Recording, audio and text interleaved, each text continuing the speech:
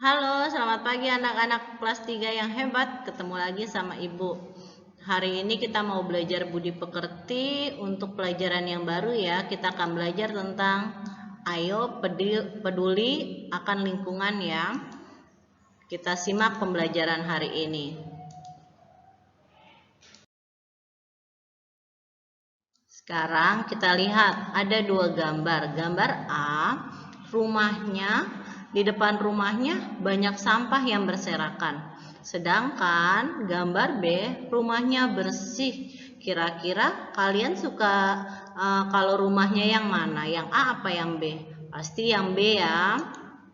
Bagaimana perasaanmu jika melihat lingkungan di sekitarmu kotor? Pasti uh, bau, banyak lalat ya. Terus tidak nyaman pastinya kamu. Terus apa yang harus kalian lakukan nih kalau melihat lingkungan rumahmu kotor? Segera dibersihkan ya, disapu, lalu sampahnya dibuang ke tempat sampah. Yang terakhir, bagaimana cara menjaga tanaman agar tidak kering dan mati? Yaitu dengan cara disiram saat sore hari. Terus jangan lupa diberi pupuk. Itu dimulai dari rumah. Bagaimana cara menjaga lingkungan rumah? Menjaga kebersihan rumah adalah tanggung jawab seluruh keluarga. Jadi, semua orang yang tinggal di rumah wajib ya menjaga kebersihan rumahnya. Kebersihan adalah pangkal dari kesehatan. Jadi, kalau kamu menjaga kebersihan, maka hidupmu akan sehat. Jika lingkungan bersih, kamu tidak akan terserang penyakit. Jadi kemungkinan sakitnya lebih kecil dibandingkan hidup di rumah yang banyak sampahnya atau yang kotor ya.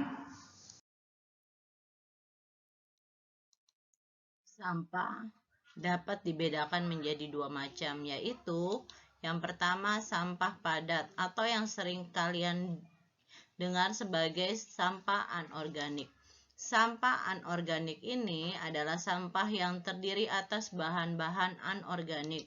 Contohnya seperti bahan dari logam, plastik, kaca, karet, dan kaleng. Biasanya ini bekas barang-barang yang kamu konsumsi, yang kalian makan. Jadi ciki bekas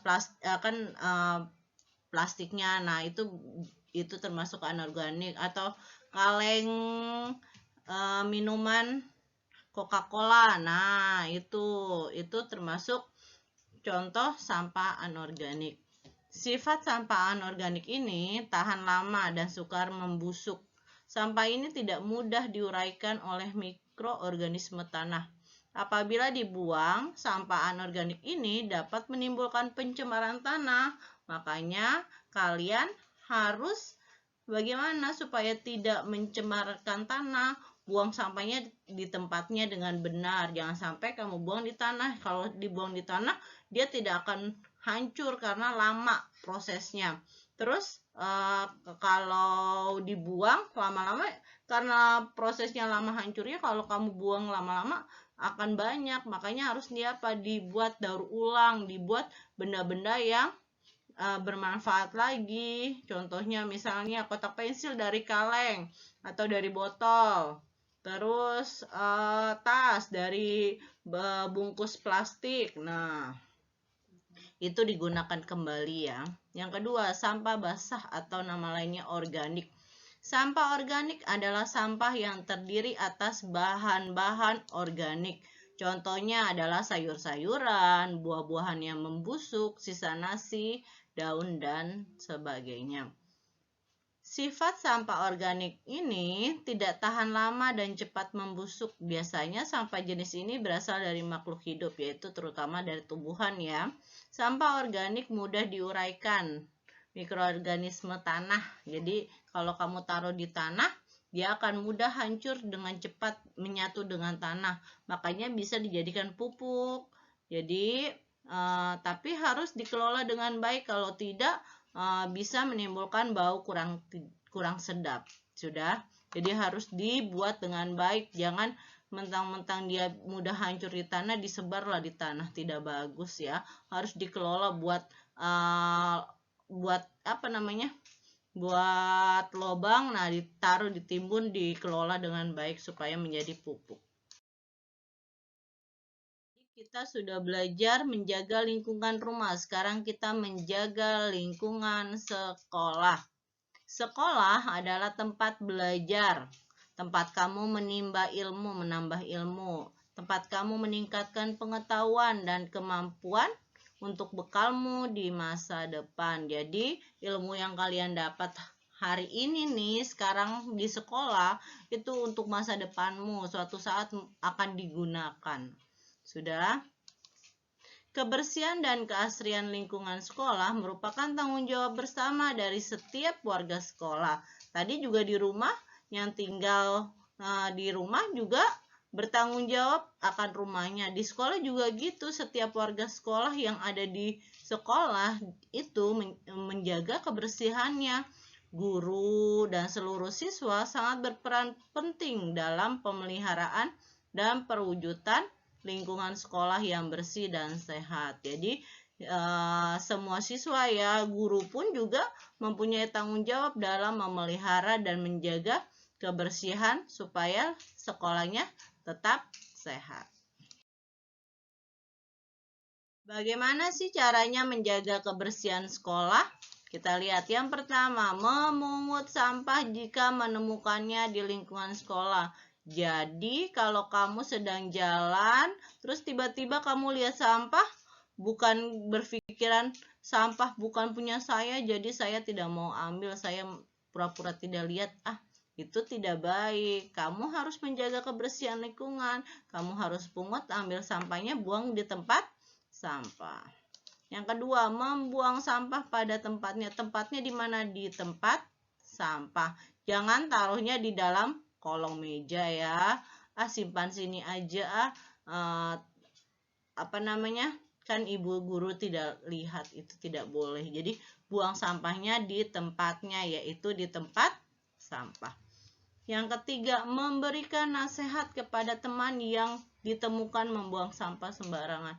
Jadi, jangan pernah malu, jangan pernah takut untuk selalu mengingatkan temanmu saat dia sudah lalai dalam membuang sampah. Jadi, kamu sudah bisa nih, kamu sudah lakukan buang sampah pada tempatnya, terus menemukan sampah sudah diambil. Nah, kebetulan kamu lewat lihat temanmu buang sampah sembarangan. Kamu ingatkan dia supaya membuang sampah pada tempatnya.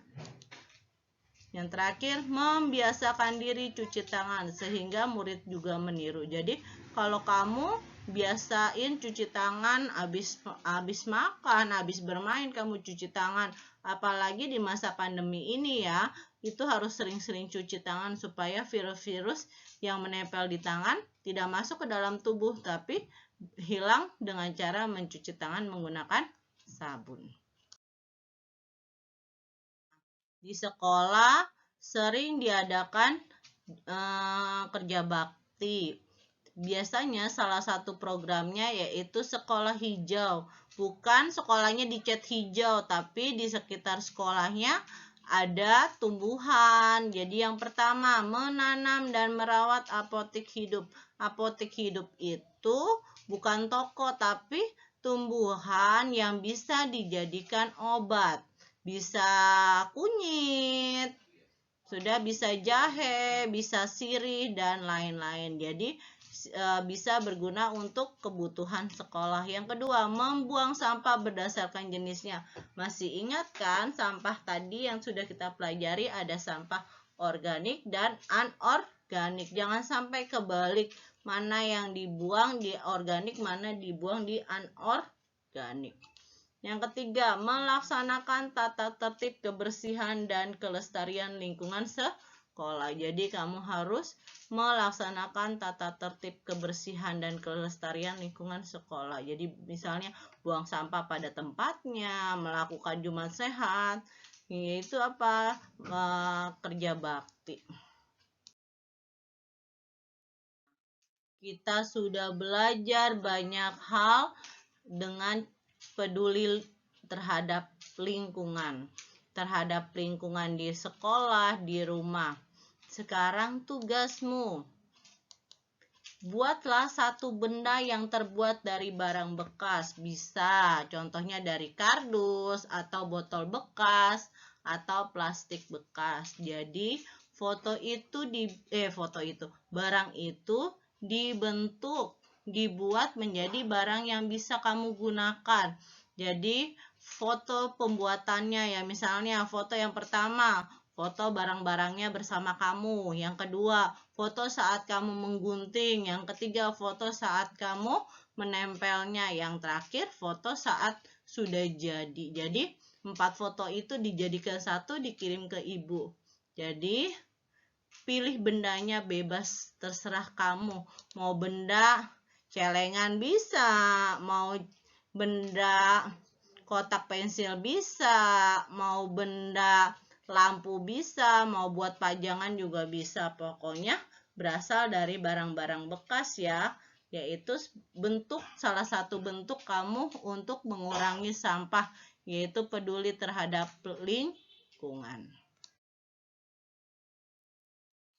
Terima kasih anak-anak buat pembelajaran hari ini. Kita sudah belajar untuk peduli terhadap lingkungan baik di rumah maupun di sekolah, karena hal yang paling utama di rumah ya. Tanggung jawab siapa? Tanggung jawab mama? Bukan. Tanggung jawab apa? Bukan. Tanggung jawab semua yang ada di rumah. Begitu juga sekolah, yang menjaga kebersihan sekolah bukan cuma guru, bukan cuma penjaga kebersihannya, bukan cuma siswa, tapi seluruh warga sekolah. Karena dengan menjaga kebersihan, maka kesehatan akan datang. Jadi karena kebersihan pangkal kesehatan. Supaya tubuhmu tetap sehat, tidak terserang penyakit, salah satunya hidup bersih.